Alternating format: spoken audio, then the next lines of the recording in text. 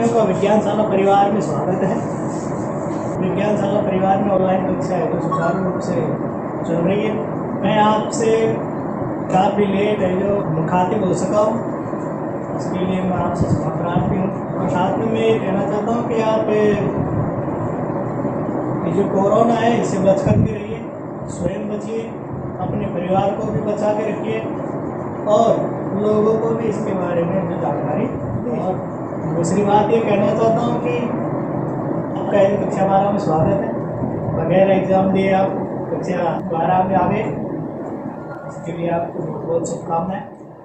हाँ, अब हम कक्षा 12 का जो पाठ्यक्रम है उसके बारे में चर्चा करते हैं और उसका जो बिंदु है उसके बारे में आगे बढ़ते हैं। तो कक्षा 12 है, उसमें जो वार्षिक पेपर होता है उसके 5 खंड होते हैं और उन 5 खंडों में से जो पहला खंड है वो एपिटिक गद्यांश का होता है और दूसरा खंड जो होता है वो अत्यधिक महत्वपूर्ण है।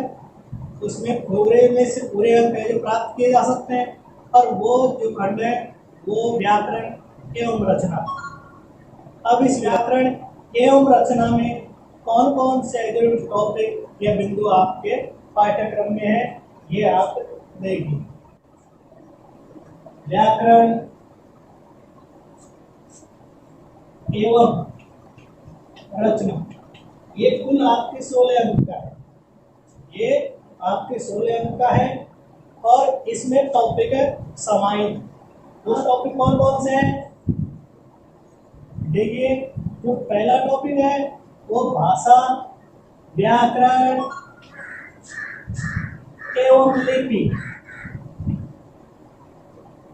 इनकी सामान्य जानकारी है। भाषा, व्याकरण एवं लिपि, इनकी सामान्य जानकारी आपको इसमें पूछता है। और जो नंबर 2 है वो शब्दशक्ति है, शब्दशक्ति। तीसरी है अलंकार, जो तीसरा टॉपिक है वो अलंकार है। चौथा जो टॉपिक है वो आपका पद परिचय है। पांचवा जो है पत्र, पत्र है, पत्र लेखन। और छठा टॉपिक है आपका पारिभाषिक शब्दावली। इसमें आपको है जो अंग्रेजी के जो शब्द मिलते हैं उनको आपको हिंदी में जो जाना होता है उसका अर्थ। और नंबर 7 है आपके रचना, रचना कार्य, निबंध, निबंध। अब इनके यदि हम मार्किंग की बात करें तो भाषा, व्याकरण और लिपि, इनमें जो ये जो है 2 अंक के हैं और इनमें से भाषा के बारे में पूछ सकता है वो, व्याकरण के बारे में भी पूछ सकता है और लिपि के बारे में भी वो आपसे पूछ सकता है। इनका या तो वो एक ही क्वेश्चन बना करके दे सकता है या एक अंक के 2 क्वेश्चन बना सकता है। ये 2 अंक के आपके क्या आता है 2 अंक। शब्दशक्ति ये भी 2 अंक की है और अलंकार ये भी 2 अंक के हैं। पद परिचय, पद परिचय में आपके जो 2 अंक के पूछा जाता है और इसमें संज्ञा, सर्वनाम, विशेषण यानी कि विकारी और अविकारी शब्दों के बारे में आपसे जो जानकारी पूछी जाती है। और इसके बाद में पारिभाषिक शब्दावली है, ये भी 2 अंक की है। और रचना कार्य अर्थात निबंध, ये आपके 4 अंक के हैं। इस तरह आपके ये 16 अंक की ग्रामर है, व्याकरण है और इसमें आप पूरे अंक प्राप्त कर सकते हैं। अब आज जो हमारा बिंदु है वो भाषा, व्याकरण एवं लिपि। इसके पहले अपन भाषा के बारे में जानकारी लेते हैं कि भाषा है क्या। ये बड़ा अच्छा विषय है, इसके बारे में हम जितना पढ़ेंगे उतना ही हमको जो आनंद आता रहेगा। सबसे मुख्य बात यह है कि जो भाषा है कहते किसे हैं। अगर आप परिभाषा के बारे में पूछें, यह एक व्यक्ति अपने विचारों को आदान प्रदान करने के लिए जो एक माध्यम अपनाता है और जो माध्यम है वही भाषा कहलाती है। यानी कि कहने का तात्पर्य है कि व्यक्ति के द्वारा अपने मनोभावों को आदान प्रदान करने का जो माध्यम होता है वही भाषा है। इस भाषा के द्वारा मनुष्य अपनी कला, संस्कृति, सभ्यता, रीति रिवाज, परंपरा आदि को जो बढ़ाता रहता है, उसके बारे में जानकारी लेता रहता है। साथ ही यह मानव विकास में महत्वपूर्ण भूमिका निभाती है। कि भाषा की बात करें तो भाषा है जो मानव विकास में अपने जो लंबे समय से महत्वपूर्ण भूमिका निभाती आ रही है और निभा रही है। भाषा के बगैर मानव विकास की कल्पना करना एक मिथ्या है। ऐसी स्थिति में जो भाषा है वो हमको निश्चित ही नया कुछ हमेशा सिखाती रहती है। पहले तो हम देखते हैं कि ये जो भाषा है इसकी उत्पत्ति कैसे हुई। तो जो भाषा है ये जो शब्द है ये संस्कृत की भाष धातु, संस्कृत की भाष धातु से बना हुआ है। और भाष धातु का जो अर्थ है, इस भाष धातु का जो अर्थ है वो है प्रकट करना। उसका अर्थ है प्रकट करना। जो भाषा शब्द है वो भाष धातु से बना है और इस धातु को हमें हिंदी में क्रिया कहते हैं। इस धातु को हम हिंदी में क्या कहते हैं? क्रिया कहते हैं। और ये जो भाष धातु है उससे ही भाषा शब्द बना है और भाष धातु का जो अर्थ होता है वो प्रकट करना है, यानी कि अपने आप को प्रकट करना। तो ऐसी स्थिति में ये जो भाष धातु है, धातु कहते किसे हैं कि संस्कृत में जो क्रिया होती है उसको धातु कहते हैं। ऐसी स्थिति अब प्रकट करना, अब प्रकट क्या करें? अब भाषा के द्वारा हम जो विचार प्रकट करते हैं, भाषा के द्वारा हम क्या प्रकट करते हैं? हमने अपनी परिभाषा में पढ़ा कि जब दो या दो से अधिक व्यक्ति अपने मनोभावों को या विचारों को प्रकट करते हैं तो भाषा का है जो प्रयोग करते हैं, भाषा का सहारा लेते हैं, भाषा को माध्यम बनाते हैं। यानी कि दो या दो से अधिक व्यक्ति जब अपने विचारों को, मनोभावों को व्यक्त करते हैं और व्यक्त करने के लिए जिसका सहारा लेते हैं, जिसका जो उपयोग करते हैं उसे हम भाषा कहते हैं। तो अब यहाँ पर विचारों को प्रकट करना ही। अब विचार क्या है? तो विचार एक अध्वन्यात्मक इकाई होती है। भाषा की एक अध्वन्यात्मक इकाई होती है। अध्वन्यात्मक मतलब अध्वन्यात्मक कहने का तात्पर्य है कि विचार वो है जो किसी व्यक्ति के अंदर मन में ही है, जो समाहित होते हैं, वो प्रकट रूप में नहीं होते हैं। और उन विचारों को जब हम प्रकट रूप में जो लाते हैं तो वही आपकी जो होगी वो आपकी भाषा होगी। तो अध्वन्यात्मक इकाई किसको कहा गया है? विचारों को। और उन विचारों को हम आवाज के द्वारा जब प्रकट करते हैं तो आवाज के द्वारा प्रकट करने पर ही भाषा का रूप धारण करती है। तो अध्वन्यात्मक इकाई है जो विचार होती है।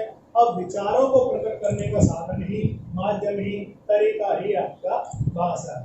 अब ऐसी स्थिति में हम जो भाषा के बारे में और जब पढ़ेंगे, जानकारी लेंगे तो आपको मालूम चलेगा। ये जो मैं बात बता रहा हूँ वो मात्र हिंदी भाषा के लिए नहीं है, विश्व की जितनी भी भाषाएं हैं उन सब के लिए ये बातें लागू होती है। भाषा की विशेषताएं क्या होती है कि जो भाषा होती है ये आपके अर्जित संपत्ति होती है। भाषा क्या होती है? अर्जित संपत्ति।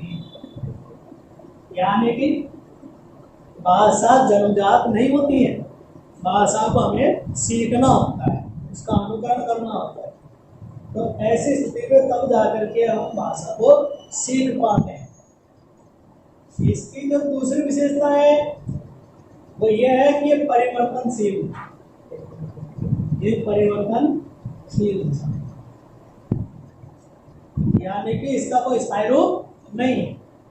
इसमें समय दर समय यानी कि कालांतर में इसमें कुछ न कुछ परिवर्तन होता है। अब वो परिवर्तन आप उच्चारण की दृष्टि से रख लीजिए या भौगोलिक दृष्टि से रख लीजिए या फिर आपके जो राजनीतिक दृष्टि से रख लीजिए या सांस्कृतिक दृष्टि से रख लीजिए, कैसे भी इनमें आमूलचूल परिवर्तन होता रहता है। तो ये हमेशा ये भाषा है जो परिवर्तनशील होती है।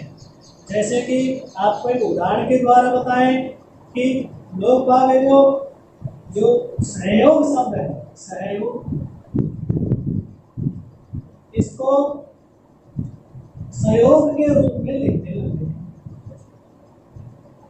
या फिर आपके यहाँ पर है जो राज संबंध में एक सहस्त्रभाव मंदिर है, उस सहस्त्रभाव मंदिर को लोग बाग सासभोग मंदिर के नाम से भी जानते हैं। और ये सब क्यों? ये सब है जो उच्चारण की दृष्टि से जो अशुद्धि हो गई और इसलिए लोग बाग उसको सासभोग के नाम से जानने लगे उस मंदिर को। तो कहने का तात्पर्य है कि जो भाषा है वो हमेशा परिवर्तनशील होती है। यह स्थानीय लोगों के द्वारा भी है जो उस भाषा में कुछ तोड़-मरोड़ करके उस भाषा के शब्दों को कुछ मोड़ करके प्रस्तुत किया जाता है, या फिर एक दुख सुख लाभों के लिए भी लोग बाग इसको इस भाषा में परिवर्तन कर लेते हैं। तो भाषा हमेशा क्या होती है? परिवर्तनशील होती है। कि पहले आप देखेंगे कि जो भाषा हिंदी भाषा पहले प्रारंभ में जैसी थी वो आज नहीं है। जैसे प्रारंभिक स्वरूप भाषा का पढ़ा, ये देखा, में सुना, रूपों में पढ़ा, तो वो रूप आज नहीं है, उसमें बहुत ज़्यादा परिवर्तन हो गया है। इसलिए और आज जैसे हिंदी भाषा हमारे सामने है, जैसा हम पढ़ रहे हैं वैसा रूप आने वाले समय में भी नहीं रहेगा, क्योंकि उसमें कुछ परिवर्तन होता रहेगा। इसका जो तीसरी जो विशेषता है वो है अंतिम रूप नहीं है। कि हाँ भाई, आज जो आपने हिंदी भाषा को पढ़ लिया तो इसका मतलब ये नहीं है कि अब इसमें कोई परिवर्तन है नहीं होगा। परिवर्तन होगा, इसके रूप में कुछ परिवर्तन होते रहते हैं। इसकी जो चौथी विशेषता है कि ये जो है ये प्रामाणिक है। ये क्या है? प्रामाणिक है। कहने का तात्पर्य है कि इसमें कुछ निश्चित व्याकरण का प्रयोग किया जाता है, निश्चित तत्वों का प्रयोग किया जाता है, नियमों का प्रयोग किया जाता है, और जैसा नियम होता है वैसे हम का प्रयोग करते हैं। हमारी मर्जी से इसमें कुछ नहीं कर सकते, इसलिए ये प्रामाणिक रूप में है। इसका जो पांचवी विशेषता ये है, जो पांच विशेषता इसकी कठिन से सरल की ओर, अर्थात भाषा को जो हम सीखते हैं तो कठिनता से सरलता की ओर आती है। यानी कि शुरुआत की भाषा हमको कठिन लगती है, पर जो हमको उसका ज्ञान होता जाता है, जो हम उसको पढ़ते रहते हैं, वो हमको सरल लगती जाती है। इसलिए ये इस भाषा की विशेषता है। भाषा का यदि भाषा के प्रकार के बारे में बात करें, यदि भाषा के जो भेदों के बारे में बात करें, तो भाषा को हम कितने रूप में जो अपने जीवन में जो प्रयोग करते हैं, कितने तरीकों से हम जो अपने विचारों को जो प्रकट कर पाते हैं, ये सब है जो भाषा के प्रकार के द्वारा हमें बयां कर सकते हैं, बता सकते हैं। और वो है कि भाषा के प्रकार। अब भाषा के जो प्रकार होते हैं वो आपके मित्रों तीन प्रकार के होते हैं। वो तीन प्रकार के होते हैं। और जो पहला प्रकार है वो मौखिक भाषा है। कौन सा भाषा है? मौखिक। के जो भाषा के प्रकारों की बात करें तो भाषा के जो प्रकार है वो तीन होते हैं, और उन तीनों में से पहला जो भेद है वो मौखिक भाषा का है। कौन सी भाषा? मौखिक भाषा। और जो दूसरा जो भेद है वो लिखित भाषा है। इसका दूसरा भेद कौन सा है? लिखित भाषा। और तीसरे भेद की बात करें तो वो है सांकेतिक भाषा। कौन सी भाषा है? सांकेतिक भाषा। अगर आरबीएससी की पुस्तक है, यानी कि जो हमारे 9 से 12 तक के जो हिंदी ग्रामर की जो बुक है, कक्षा 9 से और 12 तक के लिए सामान्य व्याकरण के जो बुक बाजारों में मिलती है, अपने सरकारी विद्यालयों में मिलती है। उसके बात करें तो भाषा के उन्होंने 2 ही भेद बताए थे, और अब तक जो बोर्ड की जो वार्षिक परीक्षाएं हैं उनमें इन 2 से संबंधित ही क्वेश्चन पूछे गए हैं। तो इसके बारे में हमको जो पढ़ने की आवश्यकता नहीं है, पर आप जो मौखिक भाषा है वो होती क्या है इसके बारे में हम आपको बताते हैं कि मौखिक भाषा कहते किसे हैं कि जब व्यक्ति, भाषा किसे कहते हैं, जब व्यक्ति अपने विचारों को प्रकट करता है और प्रकट करने के लिए जिस माध्यम का सहारा लेता है उसे हम भाषा कहते हैं। अब हम विचारों को प्रकट करने के लिए कौन से माध्यम को अपनाते हैं, क्योंकि भाषा के 3 रूप है।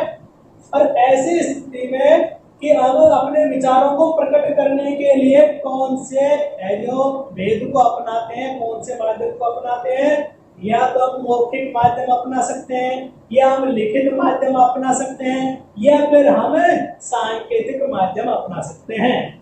इसलिए जो पहला जो माध्यम है वो मौखिक माध्यम है, यानी कि हम अपने भावों को, अपने विचारों को, अपने मनोभावों को हम मौखिक माध्यम से जब बताते हैं तो वो मौखिक भाषा कहलाती है। इसमें वक्ता बोलकर, इसमें वक्ता है जो बोलकर के अपने विचारों को प्रकट करता है और उन विचारों को श्रोतागण सुन करके ग्रहण करते हैं। तो ऐसी स्थिति में ये जो बोलकर, यानी कि हम अपने विचारों को कैसे प्रकट करते हैं, बोलकर करते हैं, और हमारे विचारों को कैसे सुना जाता है, कैसे ग्रहण किया जाता है, सुन करके ग्रहण किया जाता है। ऐसी स्थिति और इनको आप कैसे करेंगे, उद्बोधन, यानी कि व्याख्यान के द्वारा हम हमारे विचार प्रकट कर सकते हैं, भाषण के द्वारा हम अपने विचार प्रकट कर सकते हैं, और इसमें संवाद के द्वारा अपने विचार प्रकट कर सकते हैं, यहाँ तक कि साक्षात्कार भी आप इसे मौखिक रूप में अपना सकते हैं। साक्षात्कार के द्वारा भी अपने विचार आप प्रकट कर सकते हैं। ये जो पत्र है ये गलत है, इसमें पत्र आपका लिखित में है। हाँ, जो अब दूसरा जो भेद है वो आपका है लिखित भाषा। अब लिखित भाषा में होता क्या है कि वही बात है, विचार प्रकट करने होते हैं, तो हमने मौखिक भाषा में बोल करके किए। अब यहाँ पर लिखित भाषा में हमारे विचारों को कैसे प्रकट करेंगे, लिख करके करेंगे। तो इसलिए इसमें इस लिखित भाषा में हम लिखकर अपने विचारों को क्या करते हैं, प्रकट करते हैं मित्रों, और हमारे जो विचार है उनको जो श्रोतागण है वो पढ़ करके ग्रहण करते हैं। अब इनके जो माध्यम हो सकते हैं हमारे विचारों को कैसे लिखें हम, तो उनके लिए हम पत्र पत्रिकाएं हो सकती है इसमें, या फिर लेख, पुस्तक आदि के द्वारा वे लोग अपने विचार प्रकट कर सकते हैं। इनके बाद में जो तीसरा जो आपका जो भेद है वो है सांकेतिक भाषा। अब सांकेतिक भाषा के लिए आपको न बोलने की जरूरत पड़ती है, न लिखने की जरूरत पड़ती है। ये संकेत के द्वारा आप अपने भाव को प्रकट कर सकते हैं। जैसे कई बार है जो व्यक्ति जो संकेतों के द्वारा ही अपने मनोभाव को प्रकट करता है, लोगों को बता देता है। बिहारी जी का एक दोहा है, वो सांकेतिक भाषा है, उसका एक अच्छा उदाहरण है। जैसे उन्होंने कहा कि कहत नटत रीजत कीजत हिलत मिलत लजियात, पर करत है भरे भवन में नैनन ही सौगात। कहने का तात्पर्य है कि घर है, उस घर में जो सास ससुर देवर जेठ जेठानी सभी है, और उनके मध्य में जो पति पत्नी है या प्रेमिका है, वो आपस में तो कैसे बात करें, क्योंकि वहाँ पर बंदिश है, वो एक दूसरे के सामने खुले नहीं बोल सकते हैं। इसलिए वो संकेतों के माध्यम से अपने जो मनोभाव है वो प्रकट करते हैं, और उन मनोभावों को संबंधित व्यक्ति समझ पाता है। तो इसलिए संकेतों के द्वारा हम जो अपने जो भाव है उनको प्रकट करते हैं, उनको समझाते हैं। अब हम देखेंगे कि एक जैसे कि संकेत में आपके कई बार आप देखते होंगे कि आप जब रोड पे जाते हैं तो वहाँ पर है जो कई बोर्ड लगे होते हैं, संकेत बोर्ड, और वो है जो हमको वहाँ पर संकेत के द्वारा बताते रहते हैं कि आपको बाएं घूमना है या दाएं घूमना है कि नहीं, तो भूल करके नहीं बताते हैं। तो ऐसी स्थिति में वो संकेत चिन्ह होते हैं और उन्हीं के द्वारा हमें उनका अनुसरण करते हुए आगे बढ़ते रहते हैं।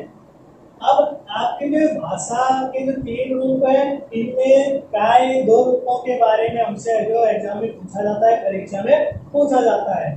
अब मैं आपको इनकी विशेषता बताता हूँ कि मौखिक भाषा की विशेषता क्या होती है और लिखित भाषा की विशेषता क्या होती है, या फिर आप इनको ऐसे भी कह सकते हैं कि मौखिक भाषा और लिखित भाषा में क्या अंतर होता है। ये दोनों क्वेश्चनों का आंसर एक ही होता है, दोनों क्वेश्चन ऐसे कि मौखिक भाषा की विशेषताएं बताइए, लिखित भाषा की विशेषताएं बताइए। या तो आप ऐसा क्वेश्चन वो आपसे पूछ लेगा या फिर वो पूछेगा मौखिक भाषा और लिखित भाषा इनमें क्या अंतर है। तो इन दोनों का जो दोनों प्रश्न है इनका उत्तर जो होगा वो एक ही होगा। मैं आपको लिख करके, अब यदि मौखिक भाषा और लिखित भाषा इनमें अंतर की बात करें या विशेषताओं की बात करें तो वो निम्न है। ये जो मौखिक भाषा है ये स्वाभाविक होती है, स्वाभाविक होती है। स्वाभाविक कहने का तात्पर्य है कि इसमें आपको नियमों की जानकारी नहीं रखनी पड़ती है। ये जो भाषा है धारा प्रवाह में बोलते रहते हैं, धारा प्रवाह में बोलते रहते हैं। हमको इसमें क्या शुद्ध है क्या शुद्ध है इसके बारे में हम जानकारी नहीं रखते हैं, एक धारा प्रवाह में इसको बोलते रहते हैं। तो इसलिए स्वाभाविक भाषा है ये, एक निश्चित धारा प्रवाह में हमें इसको बोलते रहते हैं। जबकि जो लिखित भाषा है तो उसको हमें एक नियमों का या व्याकरण का ज्ञान रखते हुए, शुद्ध अशुद्धि का ध्यान रखते हुए इसको लिखते हैं। इसलिए इसमें कृत्रिमता आती है, ये कृत्रिम भाषा होती है। यहाँ पर आप जब बोलेंगे तो हो सकता है आपकी भाव भंगिमाएं आप जो बयां करेंगे, आपके दुख की बात बताएंगे तो दुख के साथ, जब दुख की बात आप किसी से कहेंगे या किसी के साथ शेयर करेंगे तो आपका चेहरा या आपकी जो शारीरिक भाषा है वो भी उसी तरह जो हलचल करेगी। यदि आप प्रसन्नता की बात करेंगे, खुशी की बात करेंगे तो आपका चेहरा भी जो प्रसन्न हो जाएगा, खिल जाएगा। तो ये सब चीजें आपके स्वाभाविकता किसमें आती है, मौखिक भाषा।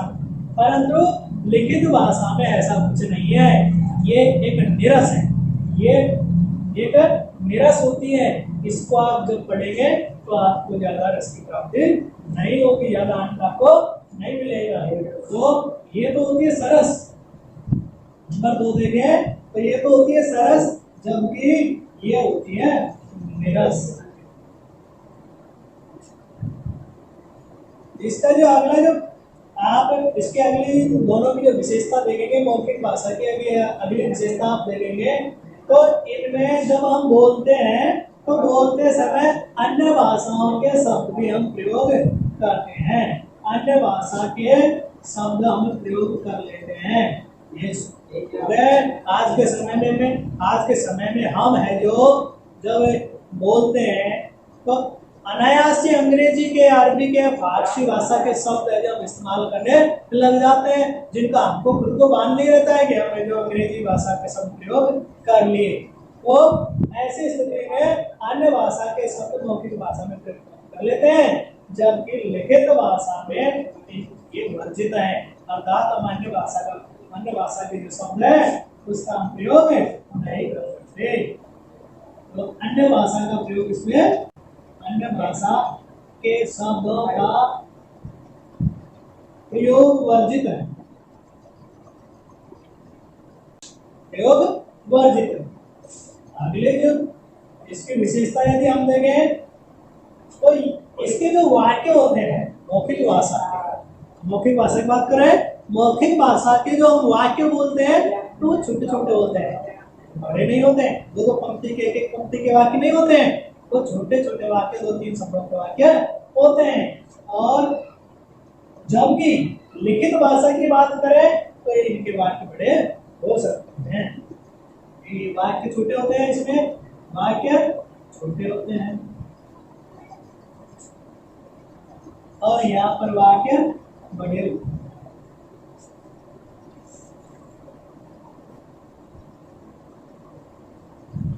अगला देखिए आप, जब इसको हम बोलते हैं तो हमको व्याकरण की आवश्यकता नहीं होती। हमको व्याकरण का ज्ञान हो या न हो, इसकी कोई यहाँ पर आवश्यकता नहीं होती है। तो ऐसे स्थिति में आप जब देखेंगे तो ये जो है व्याकरण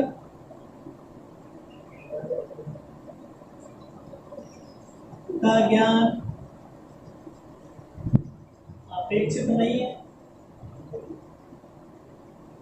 जबकि यहाँ पर आपको व्याकरण का ज्ञान अपेक्षित है। व्याकरण का ज्ञान अपेक्षित है।